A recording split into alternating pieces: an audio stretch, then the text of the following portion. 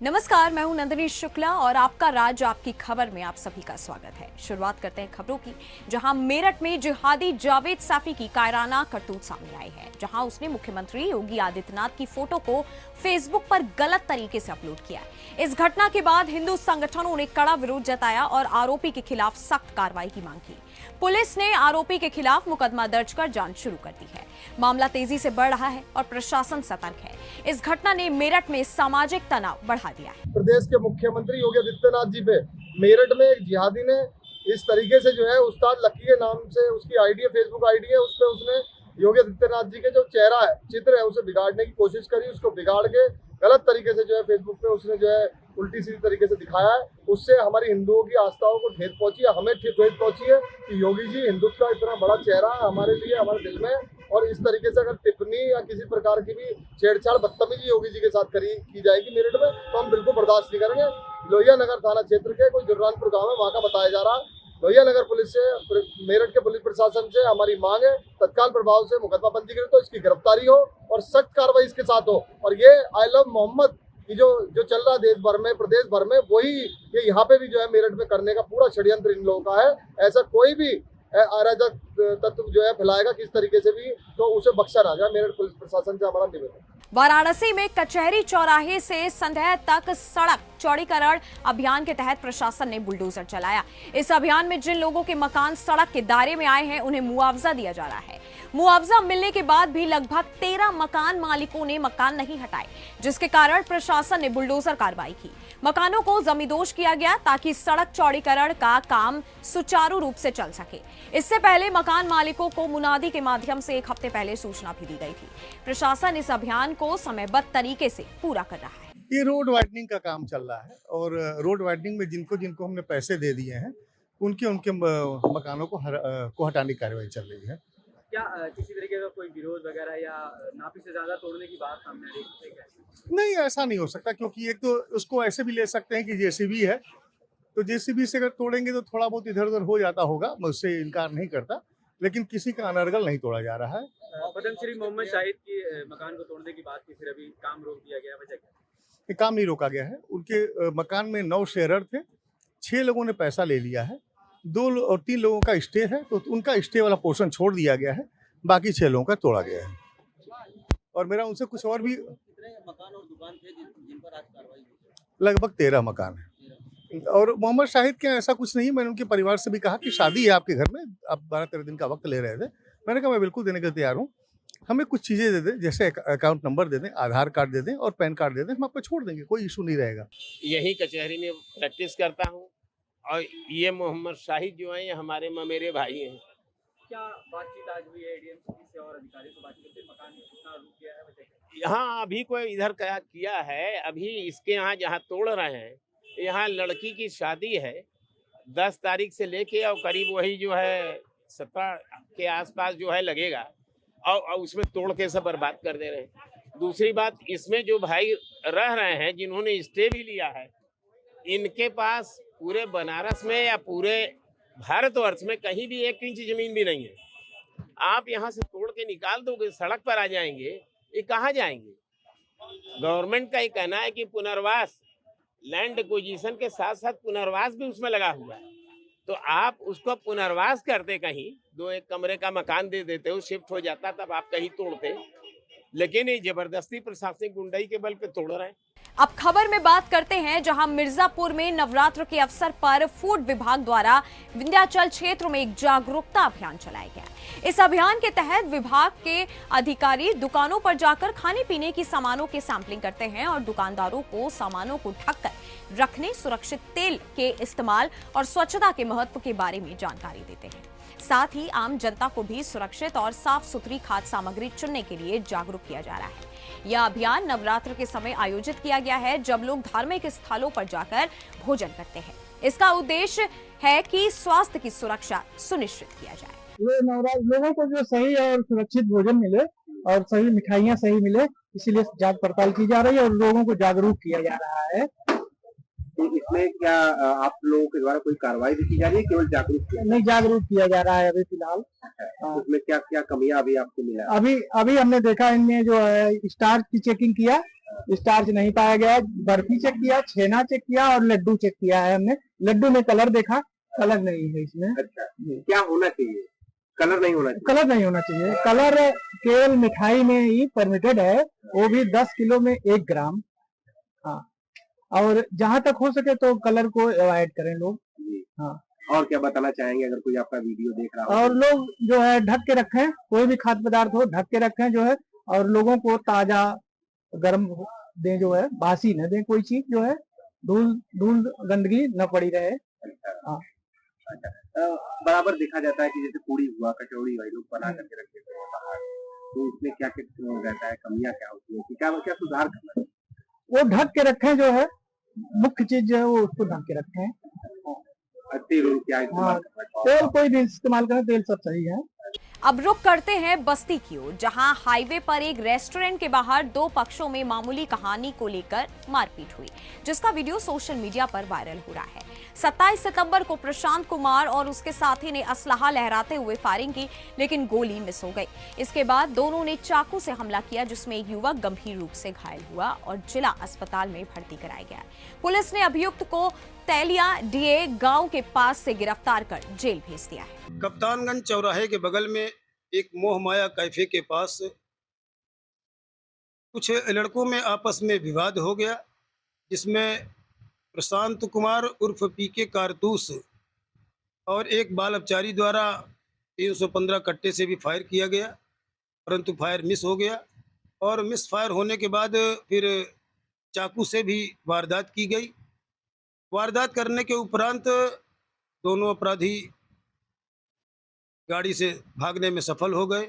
उन्हें आज दिनांक 28/9/25 को तेलियाडीह के पास से 315 का तमंचा और उसके साथ 2 कारतूस, चाकू, लाठी, डंडा, हाकी और एक मारुति डिजायर गाड़ी के साथ उनको गिरफ्तार किया गया है। तमंचे की बरामदगी होने की वजह से धारा में बढ़ोतरी की गई है। थानाध्यक्ष कप्तानगंज द्वारा विवेचना की जा रही है और अग्रिम वैधानिक कार्रवाई की जा रही है। ललितपुर में जिलाधिकारी अमनदीप डुली की पहल पर शुरू हुई विशेष जन सुनवाई से नागरिकों को बड़ी राहत मिल रही है। कलेक्ट्रेट सभागार में आयोजित जन सुनवाई में अपर जिलाधिकारी अंकुर श्रीवास्तव ने अधिकांश शिकायतों का मौके पर ही निस्तारण किया। कुल 126 शिकायतों में से 86 का समाधान किया गया है, जबकि 40 शिकायतों पर तय सीमा में कार्रवाई के निर्देश दिए गए हैं। इस पहल से न केवल लोगों की समस्याएं जल्द हल हो रही है, बल्कि रोजाना आने वाली शिकायतों की संख्या में भी कमी देखने को मिल रही है। लोगों ने प्रशासन की सराहना की है। हरिगढ़ के गायत्री प्लेस में करड़ी सेना द्वारा सशस्त्र पूजन कार्यक्रम का आयोजन किया गया, जिसमें राष्ट्रीय अध्यक्ष सूरजपाल सिंह अमू मुख्य अतिथि के रूप में शामिल हुए। कार्यक्रम के दौरान वी लव सनातन मुहिम की शुरुआत की और लव जिहाद के खिलाफ कड़ा संदेश दिया। उन्होंने कहा कि भारत की बेटियों को आत्मरक्षा के लिए तलवार चलाना आना चाहिए। सुदर्शन न्यूज से बातचीत में उन्होंने आई लव मोहम्मद मुहिम चलाने वालों की आलोचना करते हुए कहा कि देश का माहौल बिगाड़ने वालों को बर्दाश्त नहीं किया जाएगा। मुझे कहीं लगता है कि जिहादियों में भय उत्पन्न हो जाएगा आपके तलवार चलाने से, क्योंकि करणी सेना लव जिहादियों का विरोध करती रही है सुदर्शन न्यूज की तरह। सूरजपाल अम्मू का नाम ही भय है जी, और लव जिहादियों के लिए नहीं, देशद्रोहियों के लिए भी हम लोग भय रखते हैं। देखिए अगर वो अभी भी आई लव के चक्कर में पड़े तो अपनी आई लव अपनी अम्मी को करो, अपने बच्चों को करो, अपने देश को करो। जो माहौल खराब कर रहे हैं गलत। लेकिन मैं अपने विजय से कहूँगा दिखाएं, वी लव सनातन का विमोचन किया है अम्मू जी ने यहाँ पर, तो आप देखिए वी लव सनातन का जो विमोचन किया है, इसके थ्रू क्या संदेश देंगे? मैंने विमोचन नहीं, किसी मेरे प्रशंसक ने छपवाया है जी, और मैंने इसमें देखा मेरा फोटो लगा हुआ है इसके अंदर जी, और मेरा नाम नहीं है, करनी सेना लिखा हुआ है। सनातन का अर्थ है कि हम सभी धर्म जाति संप्रदायों का सम्मान करते हैं। हम सनातन केवल एक धर्म का सम्मान नहीं करते, सनातनी हैं हम हिंदुस्तान के अंदर रहते हैं, हिंदुस्तान के अंदर सभी धर्मों का सम्मान होता है और हम लोग भी करते हैं। परंतु ये लोग सिर्फ एक धर्म में, अपने धर्म में अपने ही मोहम्मद का सम्मान करते हैं। हमें कोई दिक्कत नहीं, वो करें, परंतु हिंदुस्तान में ये सब क्या दंगा भड़काने की साजिश तो नहीं, क्या जानबूझकर इस देश का माहौल खराब करने की, उत्तर प्रदेश का माहौल खराब करने की, उत्तराखंड के माहौल खराब करने की साजिश तो नहीं। मुझे ऐसा लगता है कि हिंदुस्तान की जागरूक 125 करोड़ जनता है, ये बेचारे थोड़े बहुत हैं उछल कूद रहे हैं, ओवैसी के भड़काए मारे, आजम खान के भड़काए मारे, अखिलेश यादव और राहुल गांधी के भड़काए मारे। तो मुझे लगता है इनकी बुद्धि भ्रष्ट हो गई है।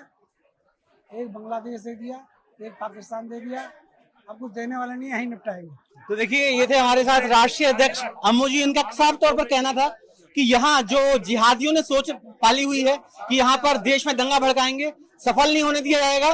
करणी सेना विरोध करती रहेगी। वीडियो जर्नलिस्ट कमल सिंह के साथ दिवाकर दीक्षित, सुदर्शन न्यूज, हरिगढ़। फिरोजाबाद के श्री रामचंद्र पालीवाल ऑडिटोरियम के जीर्णोद्धार एवं सौंदर्यकरण का उद्घाटन पर्यटन एवं संस्कृति मंत्री जयवीर सिंह ने किया। 3.2 करोड़ रुपए की लागत से इस कार्य को संपन्न किया गया। साथ ही जिले में 3.75 करोड़ की स्ट्रीट लाइटें, 3.32 करोड़ की वॉक थ्रू ऑप्टिकल इल्यूजन और शिकोहाबाद में 3.46 करोड़ की तिरंगा लाइट परियोजना सहित कुल 14 करोड़ की विभिन्न विकास योजनाओं का भी लोकार्पण हुआ। मंत्री ने कहा कि रामचंद्र पालीवाल के नाम से बना यह हॉल नगर वासियों का गौरव बनेगा। सरकार विरासत विकास को साथ लेकर चल रही है। सदर विधायक मनीष असीजा अन्य जनप्रतिनिधियों ने इस अवसर पर अपनी बात रखते हुए विकास की दिशा में उम्मीद जताई। 4 लोकार्पण के कार्यक्रम हुए हैं। विभिन्न जो पर्यटन को सहभागिता के पर्यटन के कुल मिला के 14 करोड़ रुपए का जायरा की परियोजनाओं के लोकार्पण के 4 कार्यक्रम आज यहाँ हुए हैं, जिसके लिए हमारे नगर निगम को, फिरोजाबाद वासियों को, हमारे सिकौबाद वासियों को बहुत बहुत बधाइयाँ और शुभकामनाएं। बरेली हिंसा को लेकर क्या कर रही है सरकार, क्या कहेगी?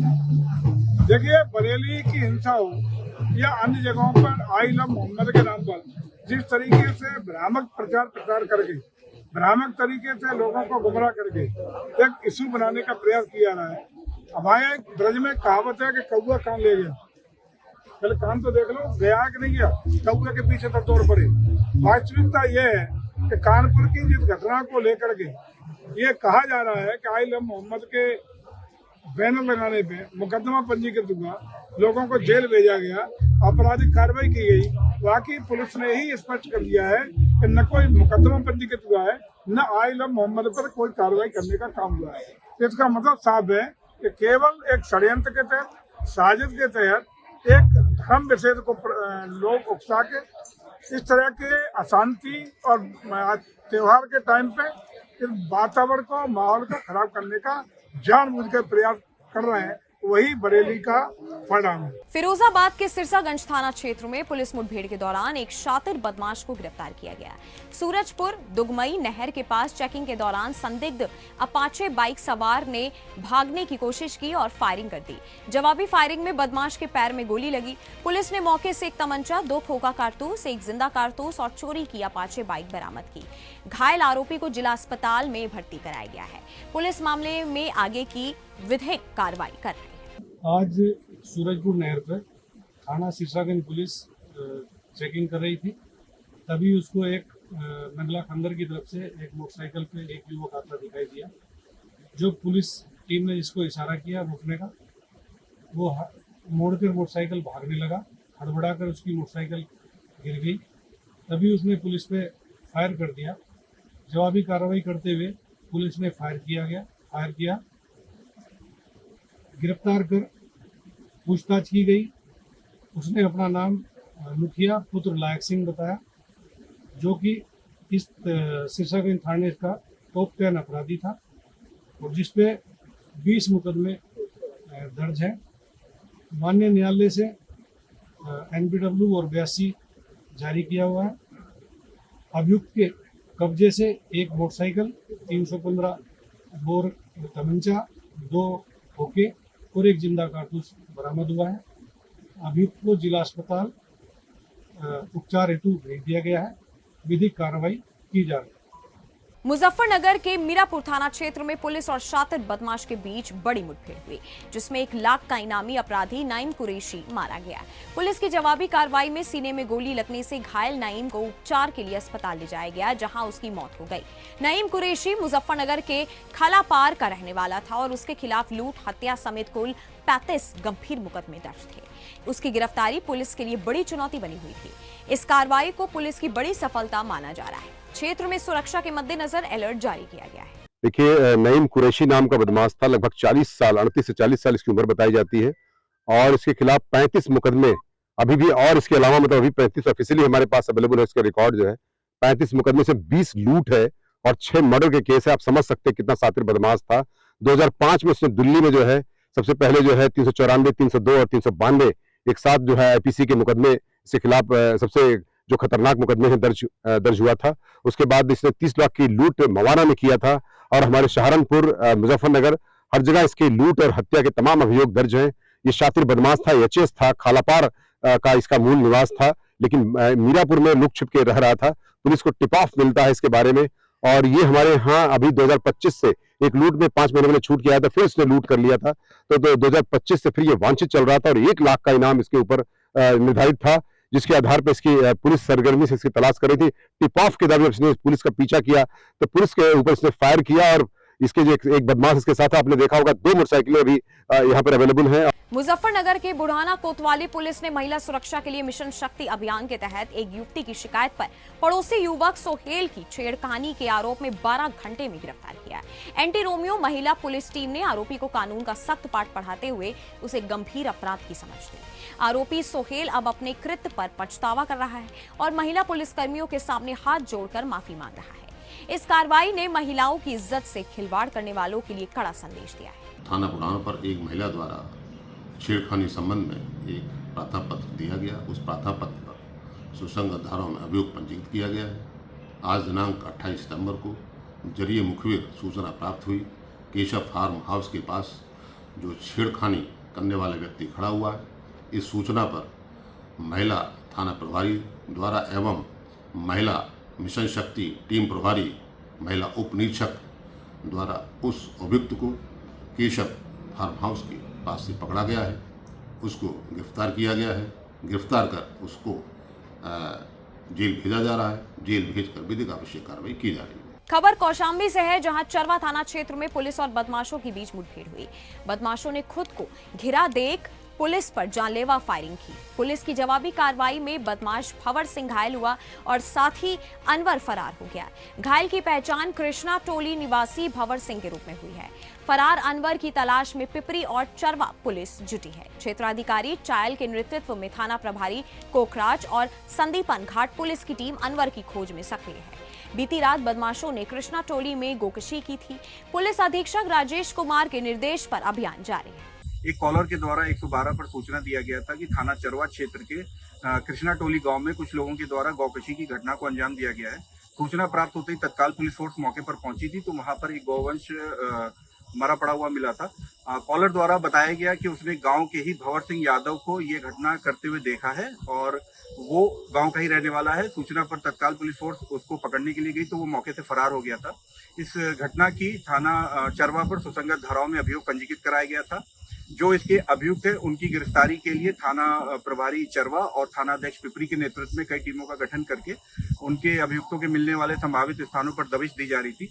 इसी क्रम में आज दिनांक 28 सितंबर 2025 की शाम को मुखबिर द्वारा सूचना प्राप्त हुई कि भंवर सिंह अपने एक साथी के साथ मोहिउद्दीनपुर रतगहा के गुगुआ मार्ग में गुगुआ बाग के पास छुपा हुआ है। सूचना प्राप्त होते ही तत्काल पुलिस फोर्स मौके पर पहुंची। प्रयागराज में महाकुंभ से अब तक चोरी हुए 200 से अधिक मोबाइल फोन जीआरपी ने बरामद किए हैं।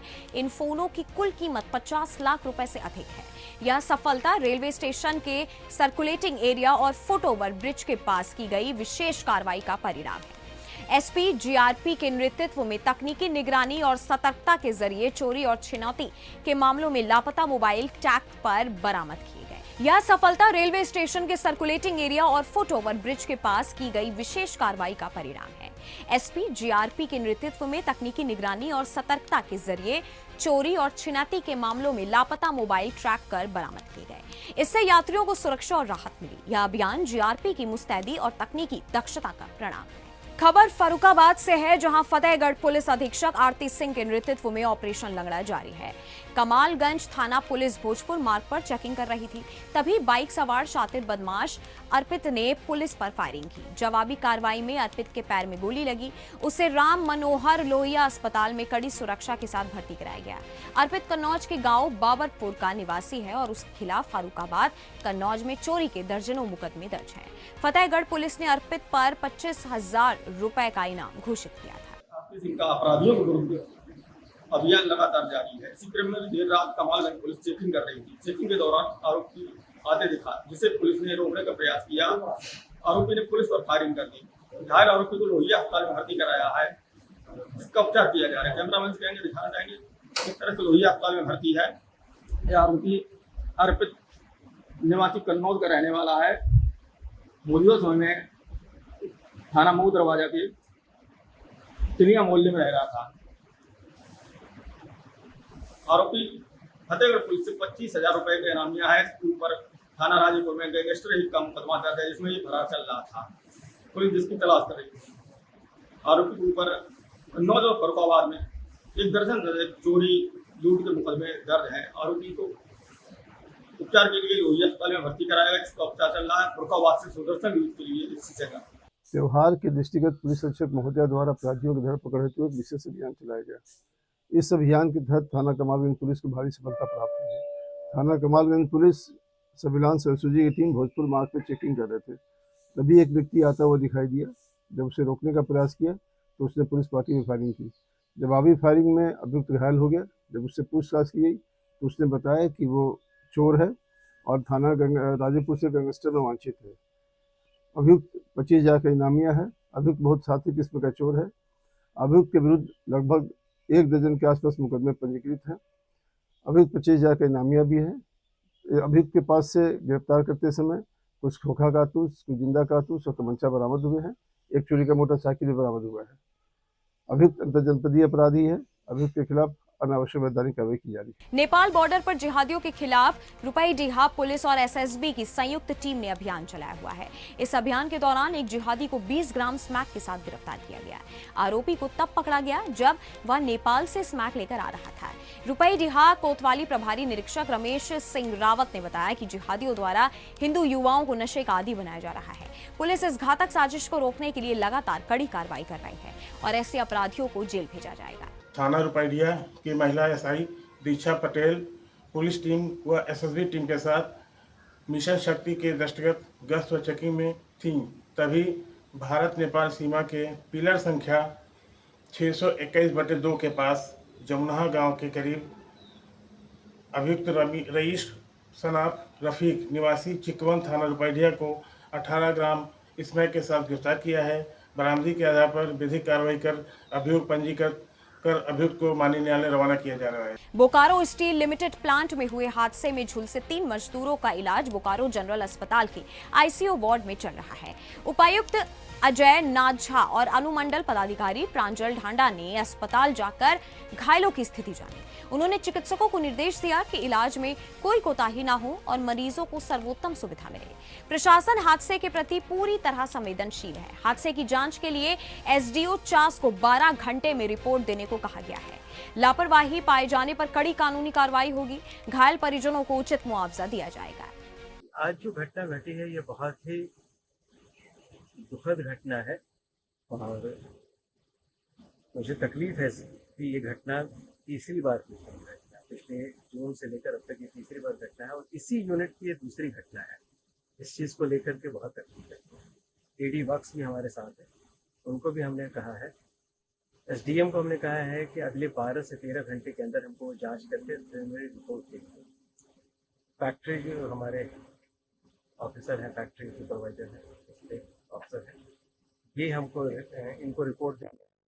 अगले से 6 से 7 घंटे के अंदर पूरी रात जग के वो पूरा तैयार करके रिपोर्ट देंगे। एडी वक्त से रिपोर्ट अपनी 11-12 बजे तक सबमिट करेंगे और इनका एसडीएम का रिपोर्ट हम तक आएगा और उस पर जो कार्रवाई की जानी है वो कार्रवाई की जाएगी।